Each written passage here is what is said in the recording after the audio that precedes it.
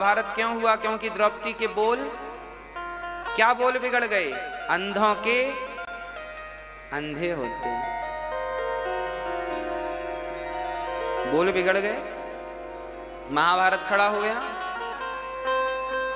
इसलिए शब्द संभाल के बोलिए, शब्द के हाथे न पाव, एक शब्द औषधि करे, एक शब्द करे घाव। ये आपके शब्द जो हैं ये घाव भी करते हैं और ये आग भी लगाते हैं और बाग भी लगाते हैं। मर्जी आपकी कि आग लगाना है कि बाग लगाना है। कल भगवान श्री कृष्ण का विवाहोत्सव हुआ। जब विवाह हुआ रुक्मिणी जी को लेकर आए। अच्छा, भगवान से 17 जितने जरासंध ने 17 बार युद्ध किया। भगवान ने जरासंध को 17 बार पराजित किया। ये जरासंध कौन है? जरा मीन्स बुढ़ापा। हमारे जीवन में भी जब बुढ़ापा आता है तो हम भी अपने बुढ़ापे को 17 बार पराजित करते हैं। एक बार बुढ़ापा आया, बाल पक गए तो मेहंदी पोत करके बुढ़ापा को पराजित कर दिया। अभी कहाँ बुढ़े हैं, अभी तो जवान हैं। फिर बुढ़ापा आया तो आंखों में कम दिखने लगा तो लो लेंस डलवा लिया, बोले बढ़िया है, हम कहाँ कम दिख रहा और ज्यादा दिखने लगा। कमर में झुकाव हुआ तो च्यवनप्राश खा लिया, अभी हम बढ़िया हैं, अभी कहाँ बुढ़े हो गए। ऐसे बुढ़ापा आप पे बार बार अटैक करता है, आपको सावधान करता है, बूढ़े हो गए हो, सावधान भजन में लगो, सावधान भजन में लगो। पर आप ना लग करके और कुछ खा पी लेके अपने आप को स्वस्थ रखते हैं। बात ठीक है, पर कब तक? अंत में भगवान को भी जरासंध के सामने से मैदान छोड़ के भागना पड़ा। भगवान भागे और कहाँ गए? प्रवर्षण पर्वत पर चढ़े। अंत में द्वारिका का निर्माण करा के द्वारिकाधीश कहलाए। भगवान भी भागे, अर्थात कब तक आप हराओगे बुढ़ापे को? एक दिन बुढ़ापा आपको पराजित कर देगा, एक दिन मृत्यु निश्चित है। अच्छा, एक बात और समझनी चाहिए।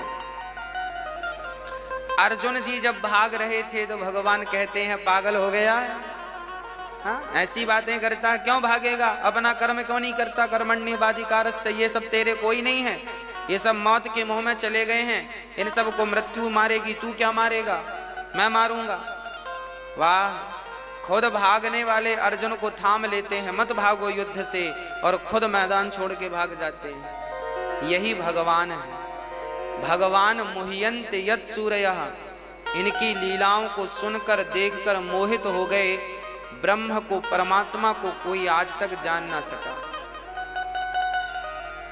उस परमात्मा को जानने की जब भी बातें आती हैं तो हमारी हालत कैसी होती है आपको बताएं?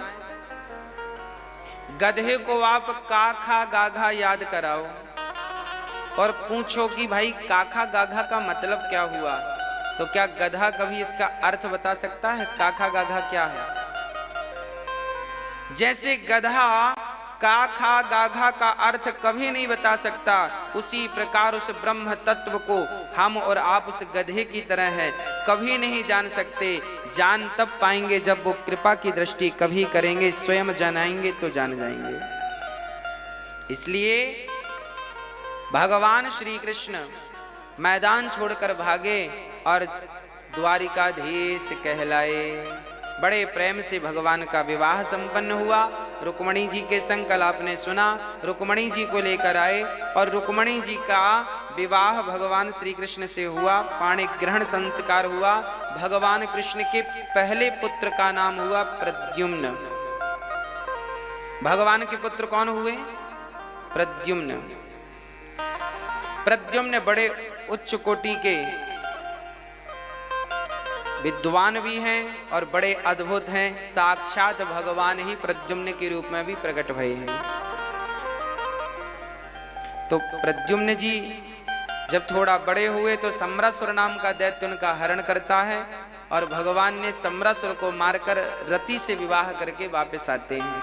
ये कामदेव के अवतार हैं। कामदेव को शिवजी ने जला दिया था तब रति रोई कि क्या करें हम, हमारा पति तो चला गया। तब शंकर जी बोले कि अगले जन्म में ये कृष्ण के पुत्र बन करके प्रकट होंगे, इसलिए आज ये रति से विवाह करते हैं। इसके बाद राजा परीक्षित ने कहा, गुरुदेव भगवान ने तो 16,108 विवाह किए हैं और आपने तो एक ही विवाह की कथा सुनाई, आगे की चर्चा सुनाइए। तब सुखदेव भगवान कहते हैं, सुनो, द्वारिका में बड़ा अच्छा माहौल है, बहुत अच्छे लोग रहते हैं और बड़े प्रेम से भगवान रुक्मणी के संग रहते हैं। एक दिन क्या हुआ कि द्वारिका में एक सूर्य भगवान के भक्त रहते थे। आसित सत्राजितः सूर्यो भक्तस्य परमः सखा प्रीतस्तस्मै मणिं प्रादात् सूर्यस्तुष्ट्यः स्यमन्तकम्।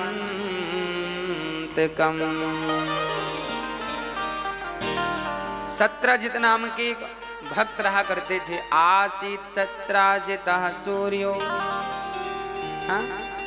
इन्होंने अपनी भक्ति से सूर्य भगवान को संतुष्ट कर दिया। अपनी आराधना से सूर्य के उपासक थे और सूर्य भगवान एक दिन प्रकट हो गए। वाह सत्राजित जी, आपने हमारी आराधना की, हम प्रसन्न हैं, बोलो आपको क्या चाहिए। सत्राजित ने कहा, प्रभु हमारे पास थोड़ा धन की कमी है, धन का अभाव है, थोड़ा सा पैसा मिल जाए तो काम बन जाए। आज लोगों को सबसे ज्यादा धन की ही कमी है, सत्राजित जी को भी थी। सत्राजित जी ने बड़े प्रेम से मांगी, धन की जिज्ञासा की तो धन दे दिया। भगवान तो भगवान है। सूर्य भगवान ने एक मणि उतारी अपनी गले से और पहना दी। लो आप, ये मणि 100 किलो सोना रोज देगी। कितना सोना? 100 किलो।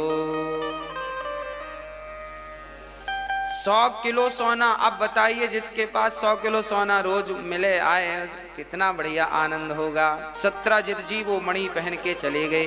भगवान एक बार स्वधर्मा नाम की सभा में विराजमान थे, तभी सत्राजित जी गए अपनी मणि दिखाने के लिए। कई बार क्या होता है ना, लोग दिखाना जरूर चाहते हैं कि भाई हमारे पास इतना है, जरा देखें, पड़ोसियों को दिखाएं, लोगों को दिखाएं। कई बार दिखाने के चक्कर में आग लग जाती है। इसलिए ज्यादा दिखाना नहीं चाहिए। जो है गुप्त रखो, जो है भगवान को समर्पित कर दो, क्या दुनिया को दिखाना। सत्राजित जी मणि पहनकर इसलिए चले ताकि वो दुनिया को दिखा सकें कि देखो हमारे पास कितना माल है। एक मैया थी, आपके पड़ोस में रहा करती थी, आपकी पड़ोसन। एक दिन उसने सोने की अंगूठी बनवाई, बढ़िया मोटी सी, 1 तोले की, और 1 तोले की अंगूठी बनवा के पड़ोसन के घर चली गई। पड़ोसन से कह रही है, बहन कैसी हो? सब ठीक है।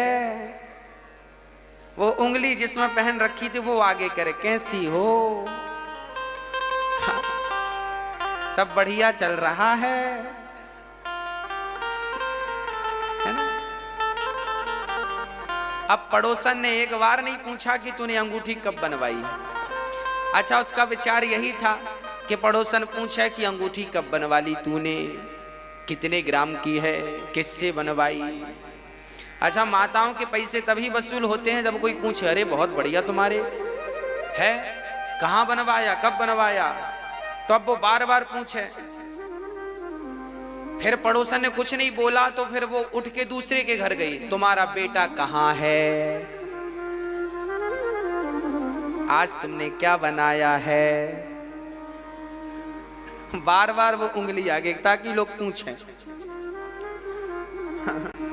पर किसी ने नहीं पूछा कि तुमने अंगूठी कब बनवाई, कहाँ बनवाई, कितने की बनवाई। अब वो बड़ी उदास हो गई, राम राम राम राम, किसी ने पूछा ही नहीं। अब वो अपने से बताना चाहे नहीं, उसे लगा कोई थोड़ा सा शुरू करे तो फिर मैं बताऊं। अब वो बड़े प्रेम से घर चली गई, कोई नहीं पूछा। तो उसने अपने घर के आंगन में आग लगा दी, और आग लगाई थोड़ी सी, और सबको, सुनो गांव वालों सुनो, घर में आग लग गई, आओ आओ। अब लोग आए, बोले पानी, अरे पानी यहाँ डालो, यहाँ पानी डालो, यहाँ पानी डालो। वो बस वही उंगली आगे करे। अब पड़ोसी पानी डाल रहे हैं, अरे यहां क्यों डालते हो, यहां पानी डालो। उसको लग रहा था कोई धोखे से पूछ ले कि अंगूठी कब बनवाई। तब तक सही में हवा चल गई, और हवा चली तो आग उड़ के घर के अंदर चली गई, और सचमुच उसका घर जलने लगा। और जब जलने लगा तो वो ऐसे रोने लगी, हे भगवान मैं तो बर्बाद हो गई। तभी पड़ोसन ने पूछ लिया, बहन ये अंगूठी कब बनवाई। उसने कहा तेरा सत्यानाश हो जाए, पहले नहीं बोल सकी, तेरे चक्कर में आग लग गई घर में। पहले ही पूछ लिया होता कि कब बनवाई है तो आग तो ना लगती। तो कई लोग इस चक्कर में आग भी लगवा लेते हैं। सत्यजित जी का भी यही हाल था। देखना भी ये मणि क्या क्या काम करेगी। सत्यजित जी को ये मणि मिली है, अब ये पहन करके भगवान को दिखाने गए हैं कि देखो हम भी कम नहीं हैं, हम भी ऐसे हैं। आज किसी को थोड़ा सा धन वैभव मिल जाए तो वो अपने आप को भगवान समझने लगता है। सत्यजित जी के मन में भी यही कुछ चल रहा था, हम तो बड़े आदमी हैं, हम क्या कृष्ण से कम हैं। अच्छा भगवान ने वो मणि मांगी, सत्यजित जी। अच्छा सत्यजित जी जब प्रवेश करे सभा में तो सब खड़े हो गए, सबको लगा सूर्य भगवान आ गए। भगवान ने कहा सूर्य नहीं है, ये तो उनके भगत हैं। सत्यजित जी से भगवान ने कहा, सत्यजित जी आप ये मणि क्या करेंगे। अरे जितना धन चाहिए हमसे ले लेना, यदि ये राज खजाने में रहेगी तो इससे प्रजा का उत्थान होगा, प्रजा का कल्याण होगा। कहा, निवेदन किया। परंतु सत्यजित जी से भगवान ने मणि मांगी, पर सत्यजित जी ने तो देना चाहा ही नहीं। अच्छा सच्ची बताएं, भगवान हमें जो चीज देते हैं तो हम खुशी खुशी रख लेते हैं, और कभी भगवान अपनी ही वस्तु हमसे वापस मांगे तो हम लोग देने से मना कर देते हैं, नहीं देंगे हम। देखिए भगवान सूर्य ने ही मणि दी और भगवान कृष्ण ने मणि मांगी। एक भगवान ने मणि दी, एक भगवान ने मणि मांगी। तो जिस भगवान ने दी तो रख तो ली, पर वापस करने से रो रहे हैं, नहीं हम वापस नहीं करेंगे। यही जीव की सबसे बड़ी गलती है। मैया जी आपसे हम निवेदन करें कि आपके पास अभी वर्तमान में जो चीज है, कभी भी भगवान मांगे तो बिना देर लगाए वापस कर देना, और रोना मत कि तुमने वापस क्यों लिया। अच्छा एक बात बताओ, ये वस्तु हमने आपको दे दी, हाँ ये वस्तु हमने आपको दे दी 1 साल के लिए, भैया ये 1 साल आप अपने पास रखो। हमारी वस्तु है, हमने आपको दे दी कि 1 साल आप रखो। अब आपने 1 साल